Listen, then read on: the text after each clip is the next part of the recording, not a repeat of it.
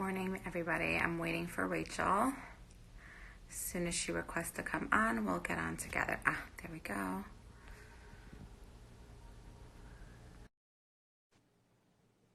Okay, so she's coming. Great. Oh wait, I don't hear you. Can you talk again? Can you hear me now? Now I do. Yes. Okay. Thank you, Rachel, for joining us this morning. I really, really appreciate it. You are honestly the first person I thought of, and I was going to reach out to you this morning, and then you messaged for what I wrote, and I was like, oh, thank God. So Yeah. I think a lot of people have the same question. I got tons of messages last night, about what I wrote. And I guess really, I think the first and foremost is how do we deal with our kids? What do we tell them? I mean, my kid, we live here. So what went on last night was basically, my bar mitzvah boy was actually homesick. So my husband was home with him. And then my older daughter who drives was out with her friends. And I was out with my little one. And my teenager called me and said, Mommy, where are you? So I'm like, where are you? And she said, I'm home, but there was an attack. Mm. At that time, everyone thought it was the shul, at Rabbi Rodenberg's shul, and the streets are closed off. You freeze. And Adina's with me. She's like, what, Mommy, what? And I'm like, there was an accident in Muncie, and the roads are closed. And she just wanted to make sure I wasn't on that road and everyone's okay. And I didn't even want to drive home. I was scared to drive home. I was going to have my husband come and get me. But, I asked a few people and I did drive home. I made my husband meet me in the driveway to walk in. And my daughter actually, when she was out, she had two of her friends with her. And they were actually on College Road when it was happening. And they saw police everywhere. So they just were, thank God, smart enough to just drive home. And her friends were here. And one of the girls who are at my house actually lives on Rabbi Rottenberg's street, down in the school. And she was a wreck, and her mom was a wreck. And she actually had the police come and bring her home and in a police car. So when I pulled up, there was a police car in my driveway. I was like, it was just very scary. And then, my kids were up. So we tried, I just told Tila, I'm like, not around the kids. Let's try to keep this as unalarming as possible. And I told them, I just got a picture. They arrested the man and they found him, which was not true at the time. And I told them everyone's okay. They're not the people that were hurt. They're fine. We just got a report. And he was like, oh God, Baruch Hashem. Now I can at least I could sleep. He was scared to go to sleep. Yeah, for so sure. I don't know if I did the right thing to lie to them, but I just felt they're so young and it's just so scary. Yeah. So I guess the first thing is, in a situation like that, what is the right response to young children before we go into today? So God forbid we should never know from this again, but it's something we need to know as parents. So that's the first question. So, I mean, just in terms of what you did, I think you handled it the right way. In that situation, when it's literally in your backyard, it's different when it's across the world and, it's kind of removed from us. But when it's down the block, when it's in your shul, when it's in the grocery store you go to, it's a lot different. So I think the way you handled it was perfect for that moment. And it happens to be in the end that they did catch him and whatever. So it's not they're going to find out Mommy, you said they caught him and he didn't, so in the end, everything is fine and they won't feel betrayed by you that you made something up. I think in that moment you had to do what you had to do to make your kids feel safe, because you are vulnerable when it's down the block, around the corner, or whatever it is. In general, though, the kind of the best approach is to be very honest, but and age appropriate. And depending on their age, you're going to give little bits of information. So the younger they are, the less you give, and it'll be very general. So for me who lives in Woodmere, if my third grader would come home, I don't plan on saying anything to her. But if she came home and said, Ima, I heard in school some girls were talking about this thing on the news, I would say, okay, what did you hear? Right? So first I want to know, what does she know? I'm not going to be yes, there was a stabbing in Muncie. No. What did you hear? And then I'll let her feed me the information that she got. And then I would give her just a very basic summary. So if she says, I heard that somebody went into the shul and was killing people, I would say, yes, someone very bad went into someone's home and started hurting people. And there are bad people in the world, and that's very scary. I would want to validate all of that, because The reason she's sharing is because, oh my gosh, I want to know if that's true, and that feels scary.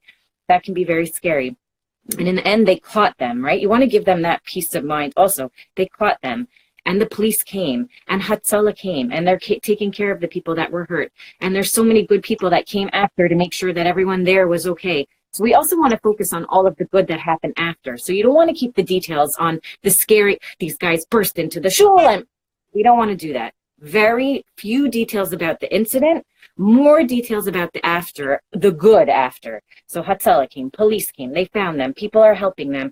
You know, people came afterwards to the rabbi's house and we're comforting people and making sure everyone's okay, and we're going to daven for them. And you could write letters to thank the police department or thank Hatzalah, or give them tools also so that they can feel in control a little bit of like the role that they can play in kind of feeling in control. Because the whole fear factor for them is feeling very out of control. Like, can this happen to me? Is this going to happen in our shul? Could someone come into our house and stab, or, you know, or kill us or hurt us?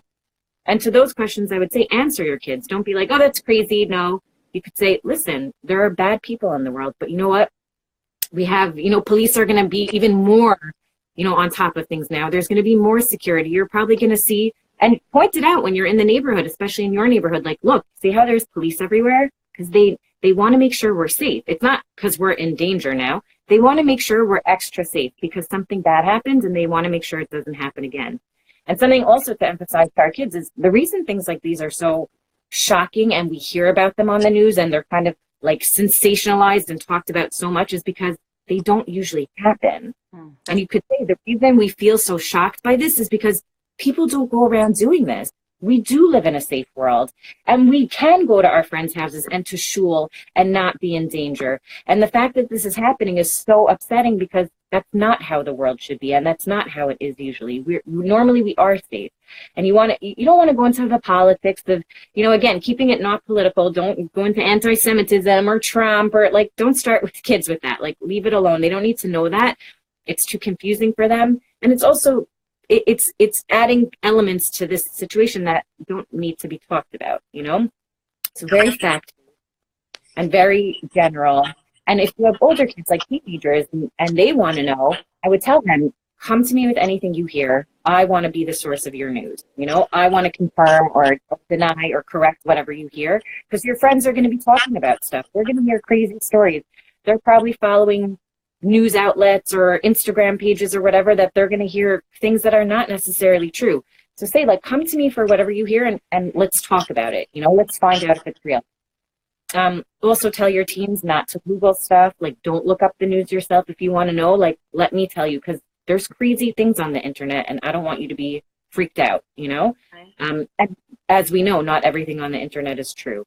So you kind of just want to protect them. I would say if you can, really minimize like the amount of media that's in your house. So don't keep the news on in front of your kids. Don't have the radio on in the car, you know, 660 or whatever. Don't put on your Mordechai Shapiro or whatever it is. Don't, newspapers, if you normally get them, hide them. Like, and it's not hiding in a sneaky way. It's just like, guys, there's so much going on in the news. It's going to stress us out to hear about it. Like, we don't need to hear every last detail. If they even ask, like, why are you hiding the paper? Or they notice it, like, why are you putting that away? Just like, we don't need to read about it. We know what happened. And like, we just want to focus on moving forward and doing whatever we have to do as a community to like feel safe again and help the families that are suffering. We don't need to hear every last detail about the killers or whatever it is, you know? So focusing more on that, being more proactive about future instead of sitting in the fear of the details of what happened. Okay, so thank you. That was fantastic. Lots of people are asking to save this. Yes, please, with Hashem's help, it will save properly. I have every intention to save it. I guess I have a few questions. The first one is, you know, this whole thing about the news. So actually somebody messaged me on Instagram, or a couple people, why I didn't talk about the New Jersey attack, the Jersey one. And it's really, honestly, I don't watch the news, and I really don't surf around on Instagram. I watch, like you, my sister, like a few accounts. And even that, like, not on a daily basis. I'm busy. I do what I need to do here. I answer my DMs. I'm busy in my life. And I found personally, I don't find it's healthy for me to listen to the news. I don't listen to my car. I don't watch it. My dad is a major news Right. or watcher, follower. And I always tell them, like, Dad, if there's something I need to know, like, you tell me. And the truth is, when that happens, unfortunately, my grandmother was in the hospital and I was making a bar mitzvah that week and there was so much going on. I didn't find out about it for 2 days later. And I kind of thought it was like weird to bring it back up again. But I did get a lot of flack about, like, why aren't you, like, on top of these things? And we have to know when it's important to know, it's important to follow. I really try not to follow the news. So I'm happy that you mentioned that, because I think it's a controversial topic in our community. Like, if you don't follow, you're considered, like, irresponsible. But I find, like, if I'm in my car and I have headspace, I don't want to clog it with negativity. I want to listen to a shir. I want to listen to Mordechai Shapiro and sing in my car or call my mom. Like, I don't need more stress and anxiety and negativity. But, so I guess what's your take on that piece? So I'm so glad you brought that up, because yes, after the Jersey thing, and I even addressed it on my account, because it was like out of control how many accounts felt they were being, like, bullied even for not talking about it. And my response to that is, just because it's not on Instagram doesn't mean it doesn't matter. So I probably won't discuss it more than how we're discussing it here. Maybe one or two, like, posts of other tragedies, that I've spoken of other tragedies, I would, like, repost. But, like, people think that if you don't talk about it on Instagram, that you don't care about it. And for me, my problem with that was, like, maybe there were people that were dealing with their families that were hearing about the tragedy, and they weren't sitting scrolling on Instagram, coming up with posts and things to write. Like, not everybody deals with trauma and fear and tragedy and life in the same way. So just because it's not on here doesn't mean that someone doesn't care about it or they don't think it's important. Maybe that's not what their platform is about, and they don't want it to become about that. Maybe they know that there are people that follow them that it's sensitive, or they wouldn't understand, or it's just not the right time or place for them to talk about that. So instead of looking at the accounts that are not talking about it and saying, how come you're not talking about it? If you're passionate about it, go to the accounts that will address it, and then you can hear what they have to say, and you can feel comforted if that's what you want. But there's some people that maybe they are hearing about it constantly, and when they go on Instagram, they don't want to hear about it anymore. They want to see that recipe. They want to see that outfit. They want to look at that, house remodel. They don't want to hear about it constantly. People are allowed to have an escape, and that's okay. It doesn't need to be an incessant, like, every single account is talking about it and talking about it. And then maybe you start feeling bad. Shoot, should I be talking about it on my account too? And then it comes from a place of feeling that you have to do something that's not really authentic to who you are. Maybe that's not how you deal with tragedy, is to start putting it on a public platform and talking about it and posting names. And maybe your thing is to unplug and go be with your family and hug your kids tighter and be a little bit nicer to your husband, or call your mom, or do something joyous to show your kids, what, in the face of people trying to destroy us and bring us down, we're going to have life. We're going to smile. We're going to dance. We're going to light candles and do something fun tonight, because we're not letting anybody, like, destroy us or take away our happiness, and life goes on. And it's not a callous life goes on. That's what we have to do in the face of tragedy. We don't sit and say, like, that's it, I give up. We say we have to keep living. We have to keep going. And we can't let acts of hate make us feel like we have to stop existing. We keep going, guys. And it doesn't mean we don't have sad feelings, and it doesn't mean when we light candles we don't think about the families that are suffering. We do. But then we continue going, and we say, you know what? We're going to keep on living, and we're going to keep on spreading joy and being who we are and being proud of who we are. We're not hiding it. And that's it. And again, if that means that you show that you're proud and whatever through posting on Instagram, great. And if that's not how you do it, that's not something to be criticized. I think that people need to remember everyone deals in a different way, and there's no right way or wrong way. It's for everyone to have their own zerach, and we have to respect that. And that's it. And if someone doesn't bring it up, I would say they're not bringing it up because they don't feel that this is the place to do it. I wouldn't even think to message them and be like, why aren't you talking about it? Clearly because they think that this is not the time or the place, or maybe they're not ready. Maybe they're not ready to deal with it in that way. Give everyone their space to grieve and process and to think about how they want to handle it. And if a month from now they bring it up, I wouldn't say, like, why are you talking about it now? It happened a month ago. Because now I feel like it's the time for me to bring it up. And I had time to make space for my thoughts and think about what this means to me and think about what I want to do with it. what a beautiful thing that I'm keeping the conversation going. I think we all need just a shift in mindset of thinking like how I would do things versus how you do things. And that's okay. There's no right or wrong. And again, I think it also kind of does like the opposite. Like we should be coming together and we should be reevaluating what's important. And it's so important if it's posted on someone's stories or on someone's feed, like that's not important. It's not important. Life happens off of Instagram, and maybe we should get off Instagram. And like I said, go hug our kids and go be with our families and go do something meaningful. You know? I'm hiding. See, there's my bedroom door. I'm like hiding in here because I don't want, like I got them settled and I'm just like, okay, I'm just going up to get dressed. Like I don't want them to hear about these. I guess, thank you for addressing the Instagram portion of it, but the part about minimizing our children's exposure to the news, like, again, people see that as like you need to expose, you need to know what's going on. You need to know, your kids maybe should know everything, but we need to know. And I don't know, Right. It's my personal opinion is why do I need to know? No, I don't get a newspaper in my home. We have a TV. I never turn it on. There's never any news. In my car, there is never 80 or anything on with my kids.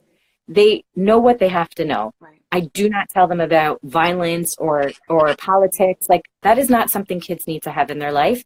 And I don't think they're not sheltered in any way, shape, or form. I open dialogue with my kids. I'm honest with them about things. They know what's up. They are and anyone who knows my kids knows they're with it kids. They're not clueless. They're totally smart and very together, but I don't give them any of that exposure. And when we're in people's houses, like, and they see a newspaper, I'll like turn it over. I don't want them to see that stuff. It's not important. They don't need to know that. They don't need to be weighed down with the burden of what's going on in the world. It's my job as a parent to know. And so then I know what to protect them from. So again, my third grader, I'm not telling her a thing. I'm actually not even telling my eighth grader. But if she comes home and says like, oh, she's the type anyway, because we have the relationship that she would come home and say, oh, I heard about what's up, then I would tell her. So what about people, thank God my kids are ridiculously expressive. They write and they're very expressive. But what about people whose kids are not expressive and they're not the type that's going to come home and say, Mommy, I heard about this and I'm scared. And then they hold it in, and then, traumas can be carried for a lifetime. I mean, that we all know that happens. So what about those parents who have those type of kids? What can they do? So I would say when your kids come home from school, if you're nervous that they heard about it, first you could ask the school. You could say, I'm not asking you to address it. I just want to know if you're going to, so that I know when my kid comes home if I should bring it up. That would be the first thing. So just know if your school is going to talk about it with your kids. If they're not going to talk about it with them, then when your child comes home, you could say like, how was your day? Did you hear anything today? Like anything interesting happened today? They might end up being like, oh yeah, actually all my friends were talking about whatever. They might not. And then I would say in that situation, like, it's okay. If they don't bring it up, then they're not going to bring it up. I wouldn't tell you to like go and start educating them or telling them about it. If you see a change in behavior, that something is like starting to be, that they're having trouble sleeping or they're getting very angry or they're scared to go out, then I would start asking questions and be like, is everything okay? Is there something that's bothering you? Did you hear something lately that you feel nervous? And then hopefully that would elicit them, to kind of start sharing with you. But just being like gently curious when they come home. How's your day? Like, what was up? Anything interesting today? Did you guys have any assemblies? That kind of crazy. My Adina, who's 10, so she is horrified and petrified of fires. Like Hanukkah, she's just always nervous about fires. And this is going on for years already.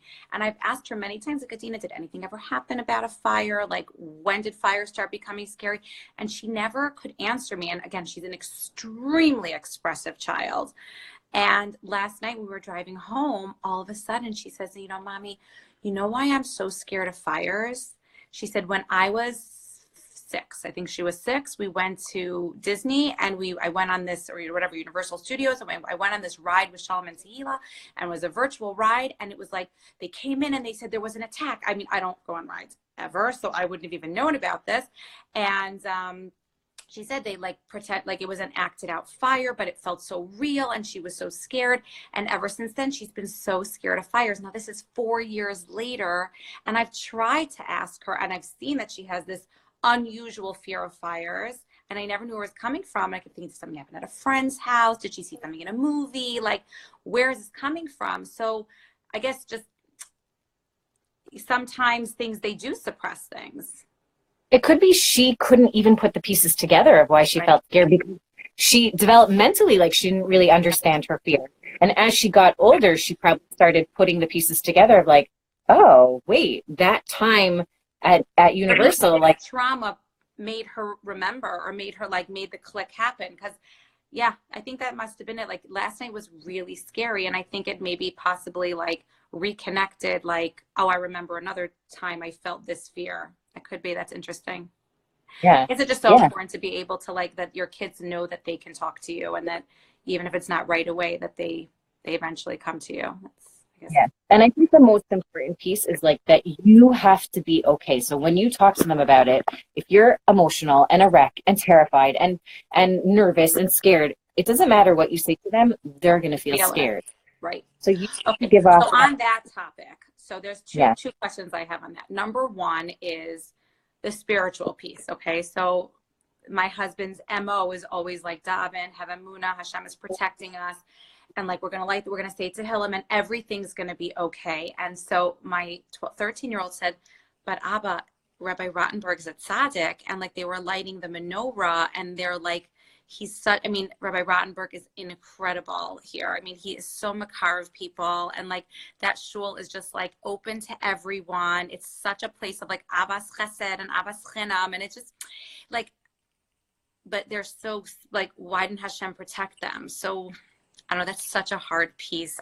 That's, I think, the piece I'm struggling with the most. Like, how do we tell our kids, we're going to, like, today we're going to go out, we're going to just have Emunah, we're going to daven, Hashem's going to protect us, and everything, like, la, la, la, la. But like, how do you? Right. Right. And that's like a great question and simple. And it happens to be, I try to like stay away from telling my kids, for sure, for me in my house, like saying like that if we daven, like, we're going to be protected and safe, because you don't know that, and then Right. when things happen in the world or bad things happen, they're like, but we daven. It's like, Right. why? Right. I always say, like, for my kids, I say, like, we daven because it helps us to feel safer. Because just like when you come and talk to me about something, it doesn't necessarily make it the situation better, but you just feel better because you like vented and you had a safe place to like come and talk. Like, so if you're having a fight with your friend and you come and talk to me about it, the fight didn't end. Like, you're still mad at your friend, or your friend is still mad at you, but you feel better because I listened and I'm here for you and I support you.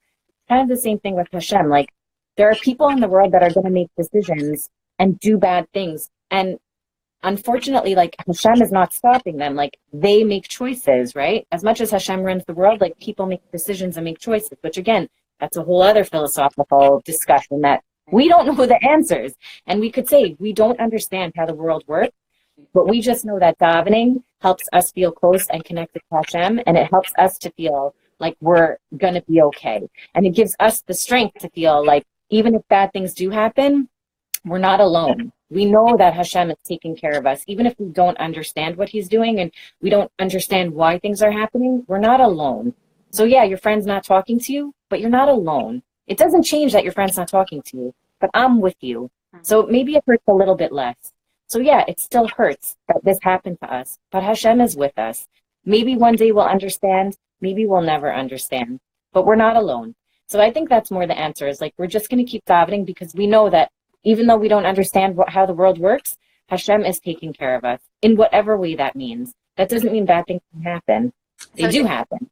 So it's interesting because, I mean, I know this sounds like kind of funny, but I actually just watched a movie called Breakthrough. It's not new. I don't know if you saw it. It's a story about, it's really a nice, very clean movie with like a really nice message. I mean, it's, Christian people, whatever, but it's a story about this boy who drowns, and he's like under the water for like he was out for 45 minutes. He had no heartbeat.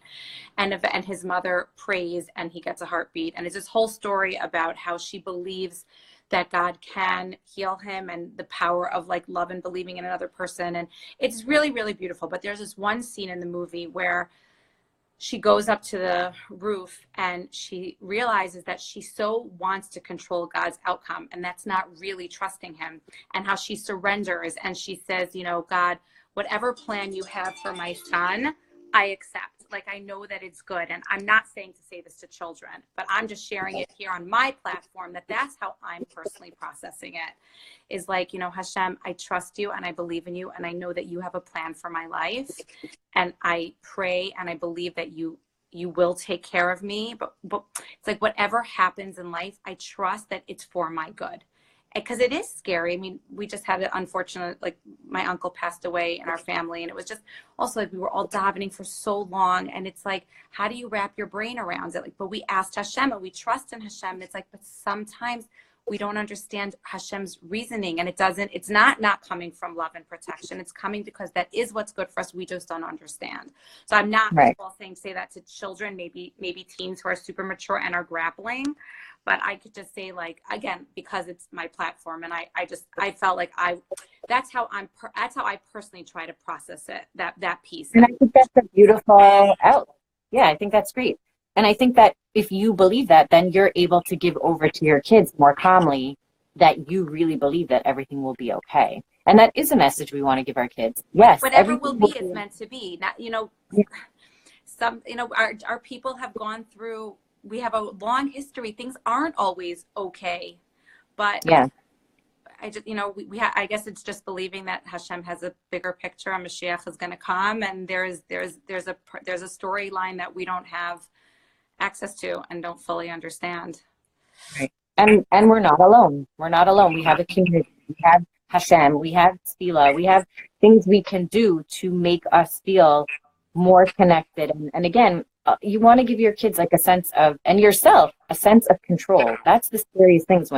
When tragedy happens, we feel out of control and we feel like afraid because this is not what we expect. This is not the norm in our lives. Like, these things don't happen. So giving us a sense of control in a good way, it's not a healthy thing, to dive in, to reach out and do something nice for either the community that you're in that is experiencing the tragedy, or the helpers, or just people in general in your community. Those are important things to do. And again, I think it gives us a healthy sense of like doing good and kind of correcting the bad, you know, putting good in the place of all of the evil that just happened, and like putting more goodness out into the world. And I think that's a good thing. And what's important to focus on for our kids, again, is teaching them resiliency, not teaching them these things never happen and it's never going to happen again. We can't tell them that, but we can teach them, like, what can you do to make the world a better place in your own way? What can you do to put more good into the world? Because, yeah, there are bad people out there. There's not nice people. There are mean people. There are dangerous people. But you're a good person, and you could do good, and you could make an impact in the world in an amazing way. So what can we do to put some good out there now? There are people that are suffering and sad and scared. How can we make the world a better place today? You know, and how can we feel more connected as a family, as a community, whatever it is? And that makes kids feel good, you know, and it makes us feel good. That's why we look to be the helpers. We look to do good because we don't want to believe that the world is a bad place. I don't think it is a bad place. I think there are bad people, you know? It's interesting because last night, Rabbi Rodenberg, right after, literally within a half an hour or so after it happened, he went next door to his shul and they had a Malava Malka and they were singing, and it was just like people were posting, like, is that real? Like, is it tonight? And it was. And he said, no, we're not stopping. We're not stopping our Avodas HaKodesh out of fear. And today there's actually a Hachnasa Sefer Torah in Muncie on Forshey Road, and they're closing down the whole road again today. And like, at first it was like, oh, I'm not going to go with my kids. There's going to be so many people. And it's like, no, we have to go. We have to show them that we're not afraid and that we're going to keep living Torah and mitzvahs and being proud to be Jews and trusting Hashem. Like, I mean, are we going to, like, I even said to my husband, like, are we letting Yehuda go to shul this morning? He's like, absolutely. Like, absolutely. You can't go there, you know? We have to teach our kids, like, life goes back to normal. You can't be afraid. Like, routine is so important in any tragedy, for your kids, for you. You have to keep with your routine, because if you don't, you teach them there's something to be afraid of. Something's not right. And we don't want to teach them that. Yeah, we're going to go to the Hachnasat Sefer Torah, and there's probably going to be lots of security and heightened police presence, which is really fine and great, and point that out, you know? So Adina Reiser is asking a question that I got many times today, which is, how do we send our children to school and shul with that don't have security? Because unfortunately, our shul sent out something that they will be having security, but I mean, a shul is an open place. That's what shul is, you know. Anyone can walk in at any moment. So and unless, I mean, maybe they will have new systems coming up where things will be locked and there'll be cameras and there'll be guards at every shul and every stiebel. But until that happens, how do we send our kids, and that they should feel safe, let alone, us feel safe to send them, but that they should feel safe going and, without that fear. But what can we do? So the first thing I would say is validate the fear. I totally understand why you feel that way. It is scary. Like if I was in your position, I would probably also feel scared. So first validating them, but then you could also like give them a plan. Okay, so let's say, what would you do if, what would happen if, where would you go? Who should you go to? I think that schools, I mean, definitely schools here have like lockdown drills and whatever. I'm hoping that happen now, that they'll see there's a need for that. Like my shul also, all the shuls here have security. So I'm assuming that in that area, they will step it up. Even if the shuls themselves don't, like there will probably be, like I said, more of a presence from like law enforcement around your area for a while, until the kids kind of like forget about it. They're not going to forget, but until they feel like back to normal, So I would say you're going to see a lot of police around the area. Like, know that they're doing their job. Their job is to protect us, But I would even, maybe you as parents, like go to your schools and say, we need to have lockdown drills. We need to have security. Well, I think, like you said, the schools do. I mean, here, the schools definitely do the lockdown drills, and there have been much more security. But the shuls, like maybe the bigger shuls, I don't even know if the bigger shuls have so much security. I mean, I know my stiebel in our neighborhood that's in someone's basement. I've never seen police. I've never seen, I mean, the door's wide open and, So I would like make a plan with your kids, kind of like you guys have like the fire exit plan in your house. Like if God forbid there's a fire, go across the street to stand by the neighbor's house or whatever. Like you can tell your kids that also, like come up with a plan of like, if God forbid something happened in school, like where should you go and what should you do? And how do you do that for like a kid who tends to be anxious? How do you do that in a way that doesn't create more anxiety? So, I mean, again, it would kind of be the same way that you would do, like, if there's a fire, like, here's our exit plan. So they might feel scared when you're talking about that, but you say, like, I get that it's scary to think about a fire, but, like, safety is really important. So don't focus so much on, like, the scary thing that could happen. I want you to focus more on the plan I'm giving you so that you can stay safe. This keeps you in control, right? So they might be like, well, but am I going to lose all my stuff if there's a fire? I want you just to pay attention to, again, like keeping them focused. And again, validating, yeah, a fire could be terrible, but we're not planning on having a fire. I'm not planning on someone dangerous coming in the shul. But I just want you to know that if something would happen, that here you have a plan and you know what to do. And you won't feel scared. You'll know exactly what to do. Or you'll feel less scared because you'll know that there's a plan. So now just giving our kids, So somebody mentioned here, like, that their child asked for like pepper spray. Like, what's pepper spray gonna do? Or one of my friends messaged me last night, like, I told my son that if anyone comes in, they should hit them with a backpack. I'm like, no, like that's not gonna do anything. So what are the tools we're giving our children in like, God forbid, like somebody comes into our shul and starts stabbing people? What do I do? Hide under a table? Like, what do you do? I mean, I'm asking. I have no idea what to tell my child what to do. Right. So I mean, I don't know if I would get into these scenarios with them because I'd be like, ask, like, let's say my 13-year-old is asking, like, Mommy, if I go to shul and someone comes in, what do I do? Right. So I would tell them like they have in the lockdown drills, like that same kind of where they tell them like go into a safe room, hide somewhere until it's quiet, don't come out, that kind of thing. I would give them those same tools that they have in the lockdown drills at school, right? So lockdown drills tell them they have a safe room that they go into. They have to be quiet, turn off the lights. If they're in the bathroom, stand on the toilet, lock the door, all those kinds of things. So I would give them those tools. If someone comes in, don't run into the hallway to see what's happening. You got to hide under a chair, hide under a table, lock yourself in the bathroom, whatever it is, and stay there. And don't come out until you hear that there are police there. So I would give them those tools. And that's what they learn in school. And I have to see that kids have lockdown in school. And I would say the majority of them aren't scared of them. Like, they're like, all right, another lockdown. Like, they know, sadly, this is their reality. It's like we had fire drills when we were kids. Like, they have lockdown drills. Like, this is really sad that this is the world we live in. And they know what it's for. Like, if you ask them, why are you doing a lockdown drill? They say, in case an intruder comes into the school, someone who's not supposed to be there, and, and we're not going to be safe. So they know what it's for. And as they get older, they know more what that means an intruder, why someone would be in the building that they need to hide from. But the little kids know a stranger's in the school that's not supposed to be there. I know I'm supposed to hide and be quiet and turn off the lights and go, the teacher gives us lollipops so that we're quiet. Like, it's so heartbreaking, but at the same time, it's so good to know that our kids know that there's a way to stay safe, So I would say those same drills that they give them to do in school, hiding in a place, turning off the lights, being quiet, not being seen, not coming and checking what's happening, same thing you would do in the shul. Get under something, get behind something, lock yourself in a room and don't come out until you hear police presence. Where can parents, I know that it goes on in schools and maybe the kids have experience, but I don't work in a school. And, where would parents find those guidelines and those exact lockdown tools and tips?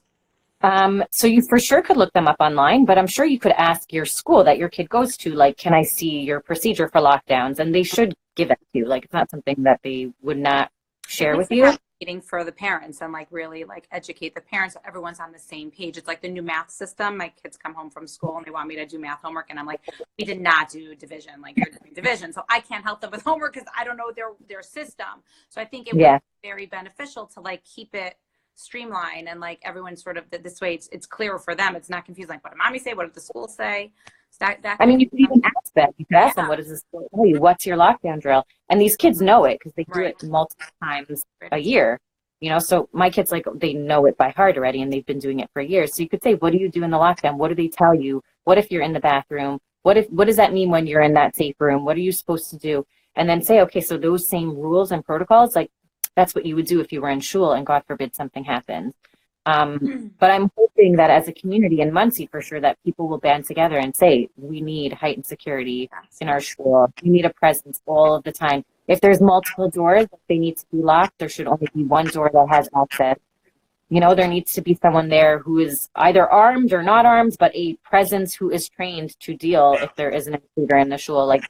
We can't take for granted that we're safe anymore, sadly, and we have to take measures, which again, I think is a good thing. If you see a security guard then at your shul on Shabbos, instead of your kids being like, oh my God, there's a security, thank God, look, there's a security guard. Guys, we're okay.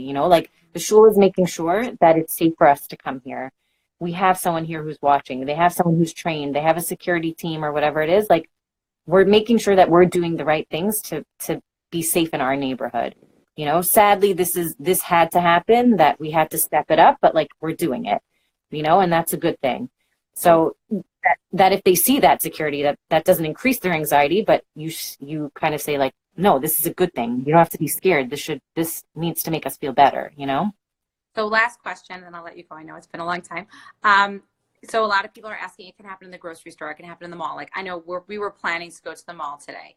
So what do you I usually, if I'm in a store and my kid wants a water bottle and there's a kiosk over there, I'll let them go. I'll say, oh yeah, here's $1 or $2 now, go get a water bottle. Just happened last night at the mall. I'm like, oh my God, I'm never doing that again. I don't want to make things more scary. How do we kind of find that balance of letting them live life and not be scared? And B, okay, so we could talk about security in shuls and schools, but what about just everywhere? Something can happen anywhere.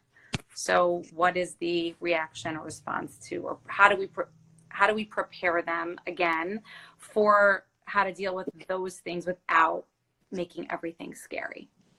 Right. So, again, it has to come, you have to be in a place where you kind of reassure yourself that, again, this was a rare occurrence. This is not something that happens daily. We can go to the mall. We can go to the grocery store. We can drive our cars and be safe. This is not something that's going to continue to happen. And through that understanding and belief, then we let our kids resume their normal life.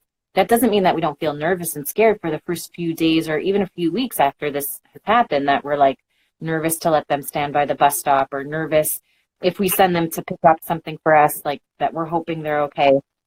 But again, we have to let them go back to normal life. And if we empower them. It's important. We know we're doing the right thing by push them, do life. Don't let them go in that empty on the bike. That's debilitating them by doing that.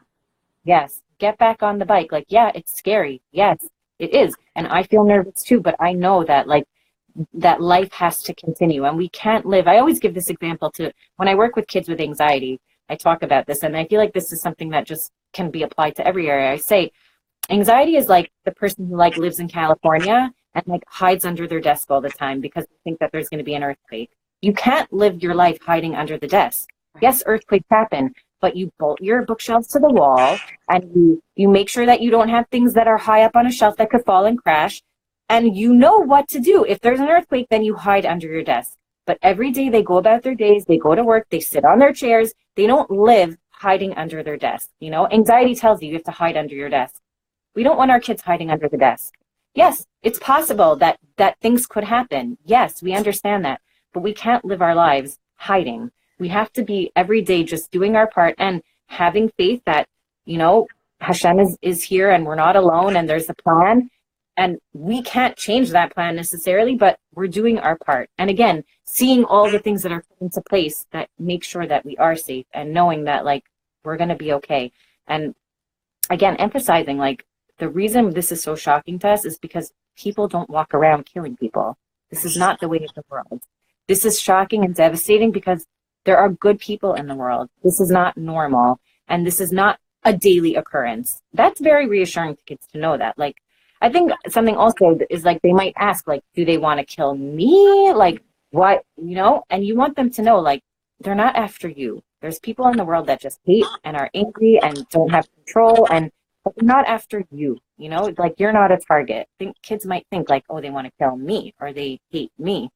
They don't. They're not thinking about you specifically. It's not like you know, they're looking to come to our house. That's not what it is. There's just people in the world that are angry and sad and mad and don't have good self-control or they're not in their right mind and they're doing bad things. But no one's after you and you're safe and we're taking care of you. And we know, you know, if there's something unsafe, we wouldn't send you into that area or into that place. Like we know how to take care of you in the right way. So reassuring them also that you know what's up. Like you guys are educated and with it and you're on top of the news. They don't have to be. They don't need to stay up on current events. You know what's going on in the world. So you know how to make educated decisions as to how to make them safe. And your kids have to be able to trust in you so that when you tell them, it's okay, you can go get that water bottle across the mall. I'm right here. Do not, like, it's fine. So that they'll feel like, okay, I can, you know, and I'm fine and I'm going to be safe. We don't want them to hide under the desk, you know. We want them to live their lives. That's not a way to live, you know. Any final words? This was very helpful. I think a lot of people are very grateful that you did this morning. Thank you for coming on, really. So I guess I would just say that however you all want to feel about the situation, let yourselves feel. So I got some messages from people that are like, I don't want to be strong. I don't want to believe that Hashem has a plan. I don't want to feel like, you know, that's fine. You don't have to be in a good place. You don't have to, all the things that I talked about today, if you're not ready to accept those or do those things, that's fine. Like there's no right way or wrong way. Just feel what you need to feel. But at the end of the day, I kind of want everyone just to know that however you deal and grieve and feel about this situation is valid. There's no right way.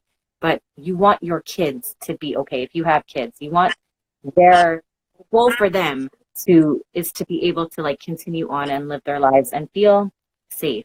And that really has to come from you, like not from anyone else. So be honest with your feelings. You could even let them know, I'm struggling. I don't know. I don't really understand why this happened. And I feel so upset and confused. But I know at the end of the day, I will get through this. And I know I will be okay eventually. And maybe I won't understand, but you know, I know that I'm going to go back to life as normal. And that's not scary for your kids. Like they'll appreciate that honesty and kind of know like, oh, mommy's struggling or daddy's struggling. Like, okay, I can struggle too, and I could talk about it, and I can still be okay. So be human with your kids. Be human with your family, with your friends, whatever it is. And again, there's no right or wrong way. So just honor whatever you're feeling in terms of the cope. And hopefully we will not hear of things like this again. And everyone who was hurt should have a refuah. And you know, we should just do more good in the world. So I get thank you. That's 100% amen. And I guess my feeling is also today that I think, you know, we're all, I mean, it's so hard in today's day and age because we're so attached to our phones. I mean, I actually, about a year ago, got two phones. This is my personal phone, and I'm right now on my work phone, because I had to set boundaries. I was consuming my life, and my kids were just not as much of a focus. And I've made so much improvement and so many strides in like just being more in my home and more with my kids. And I think on a day like today, especially if you live in Muncie, especially if you're really connected to this trauma, or God forbid if there's another trauma, that they need you. You know, yes, you're saying process and let yourself have your feelings, for sure. But I guess I've just worked with so many people that have gone through, you know, I work on the health level, like the physical stuff, but the emotional things always, like, you know, I hear about it. And so many people have these traumas and they were just so alone. And I think that's such an important thing today, even if you don't have the right words to say, even if you have nothing to say, just be with them, hold them. It's Hanukkah. Most kids are off today. It's Sunday anyway. And like, just be with your kids today, hold them, play with them, do something with them. Like my husband actually, you know, is finishing work early today. I told him to kind of cancel his afternoon. Let's just be with them and let them feel safe, knowing that we're here and we're with you. And I just think that that is so important. And being that it is the 8th night of Hanukkah, you know, I wrote in this thing that like 8 is Lamala min hateva, above nature. And really this is like the last night of Hanukkah. And it is an opportunity. It's an opportunity to talk to our kids about the importance, like you said, don't focus on their hate, focus on our love. And how, as a cloud, look at this. Like, these are Hasidim in Muncie. We don't know them. They're not exactly like us, but they're Jews. And look how the whole Jewish people is like banding together. No one cares what they wear on their head or what the way that they speak or their act. No one cares. We're Jews and we love each other. And that's what Hanukkah is about. And that's what's going to bring Mashiach. And I think just like, you know, if we can, even if we don't have all the right answers on the security piece, and again, it's not going to solve all the problems, but getting that love from our parents and getting that attention and time and that positive message, I think can balance some of that fear and trauma, I think. Yes, connection is a big healing tool. And when we go through things like this, and I think that is definitely, that's what we do when we go through tragedy. We look to connect, you know, and that's a very much a Jewish principle, like looking at the whole idea of Shiva, right? When someone passes away, we want to connect with the person who has that loss. So we have 7 days where we come and visit the person and listen and talk with them and support them. We look to connect. We don't leave them alone and say like, oh, you want to be alone in your tragedy. So yeah, connect with people, connect with your family, connect with your friends, talk to people, and say whatever it is that you need to say and feel however you need to feel. But yeah, connect. If you need to be alone a little bit, be alone. But connection really is the way that we heal. And again, I think that like you were saying, the most important thing is like putting more good out there in the world and showing our kids that, yeah, maybe we don't look like them or maybe we don't have the same lifestyle as them, but we're all human beings. We're all Jews. We're all people. And we feel their pain and we just want everyone to live safe and be happy. And, you know, the way to ensure that is, again, just to put good out in the world. So be with your family. Yeah, get off your phones. Don't post about it today if you don't want to, you know. Go celebrate the last day of Hanukkah, the last night of Hanukkah, and just like enjoy what you have. Be grateful for what you have. This also, again, it gives us a lot of perspective of thank God what we do have.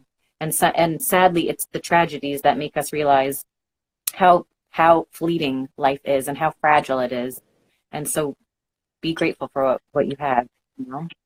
Thank you so much. Thank you. Thanks for being with me, Mari. Thank you. Happy Hanukkah, everyone. Bye-bye.